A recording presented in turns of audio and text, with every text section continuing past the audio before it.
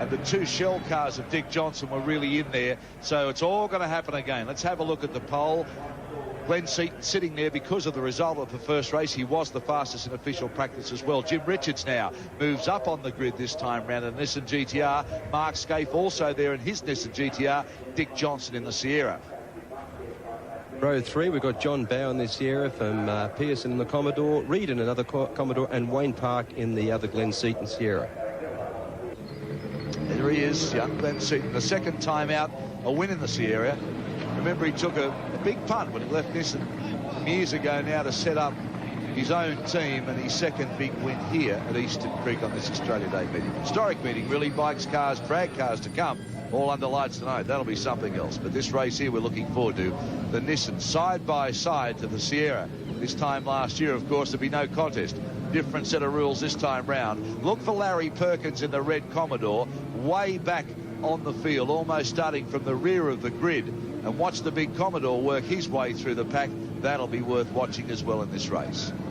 There's the red lights waiting to start. Any second now they'll go, and there they go. Jimmy Richards puts the power down. So far he's won the start. Glenn Seaton now goes down into another gear, but he'll win the start. Glenn Seaton, yes he does. Jimmy Richards forces and muscles his way through into second place now. And let's have a look in third. Dickie Johnson from Queensland in third in the Sierra. Oh, well, so much for my prediction. It was a great start from Glenn, and when he got that turbo coming on, he literally outpowered the Nissans. But Jim doing a great job there around the outside of Dickie, and all over Glenn. If he can keep quite close to him now, he might even have a go down into the right-hander. Now that's the view he has, looking at the blue Sierra of Glenn Seaton. There go the brake lights on now. Watch for Jimmy Richards. This, of course, is where they had so much success, passing Dick Johnson, trying to get on the inside. Can't there. Has to go around the outside, and so far, the long way around. Jimmy Richards closes up again as they go through the sweeper at the end of the straight. Richards tries to go on the inside. You can see Dick Johnson moving across to protect the line.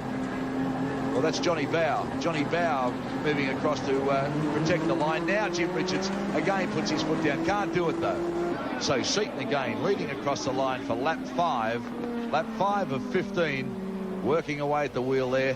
And Johnson sitting in behind him. Johnny Bow sitting behind him. Then Jimmy Richards and Mark Scaife. And we'll try and bring you up to date with Larry Perkins in the red Commodore, because he is doing a fantastic job, Perkins, in car 11, fighting his way through from the rear of the grid now to be sitting in 7th spot. All right, we might ask Jim how he's going if we're not going to distract him too much. Jim Richards, Alan Jones, how are you going, mate? Good day, Jay. Bit difficult out here, though. Mate, they're passing you down the straight like the way you used to pass us last year. I know, I really feel for you. How's it going? I mean, you look fairly well set. You're on lap 5 now. Tyres hanging in, obviously, okay? Yes, no problem yet.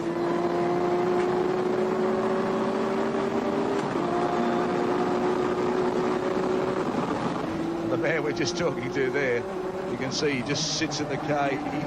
He looks so relaxed. I know he's not, but he does. Oh, well, he is. I mean, Jim is actually very relaxed both in and out of the car. He really is a professional, Jim, and you know, if you were going to do a long-distance race in an expensive piece of machinery, you couldn't think that he'd be one of the best people in the world, not only Australia, to have in your car.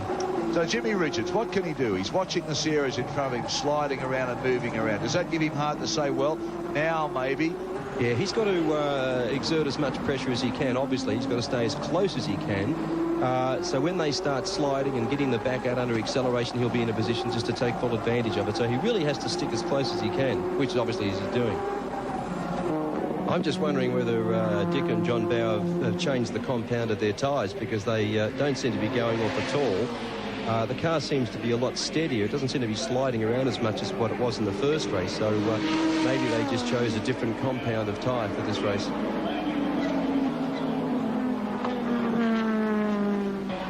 Here's Larry Perkins. Now, what a fine drive from Larry Perkins in car 11. He had to start from the rear of the grid after blowing an engine in the first race here and was running second at the time. This is an older model that he prepared for another competitor while the new car's being built for the season. He's done a good job with it. They've changed engines in not very much time at all, and he's moved up into 7th place. Des, that's an interesting car. That's the Nissan, driven by Tim Grant. He's only 19 years of age, and he's one of these sort of kids. He's only 19. He's in there. He's doing everything right. He's doing a great job, and unlike the motorbikes, we don't have that many young up-and-coming guys in touring car racing. And I noticed during the bike races that you were making reference to the guys who are 18, 17, 19, 20. And unfortunately, touring car racing in Australia doesn't have a great deal of that. And this is one guy, Tim, who I believe has got a very good future in front of him. As I say, he's only 19. And the car's interesting too, because it's one of the cars that's actually been overlooked by cams. Everyone else has been nobbled. Everyone else has had weight put on them or rev limits put on them or whatever. And that car hasn't. Now, that car was actually winning Australian touring car rounds only 2 years ago. And I'm sure with the right sort of backing and a little bit more development, that car could possibly be a front runner. Good point, AJ. Very, very good point. One of the ex-Nissan cars, of course, from 2 years ago. OK, here we go now, going on to the final lap. Glenn Seaton still hanging on there, working away as he goes to this very, very quick left-hander. Has got Dick Johnson pretty well covered. Johnson's tried everything he could, threw himself at him early, then waited for a mistake. It didn't come. So Glenn Seaton, congratulations to you. Just hanging on now for the final lap. And he will be over the moon with this performance. It's been a long time between drinks. Seaton now winding his way around on the final lap. Dickie Johnson thinking, is there any way I can make a final lunge? But he's just too far away at this stage.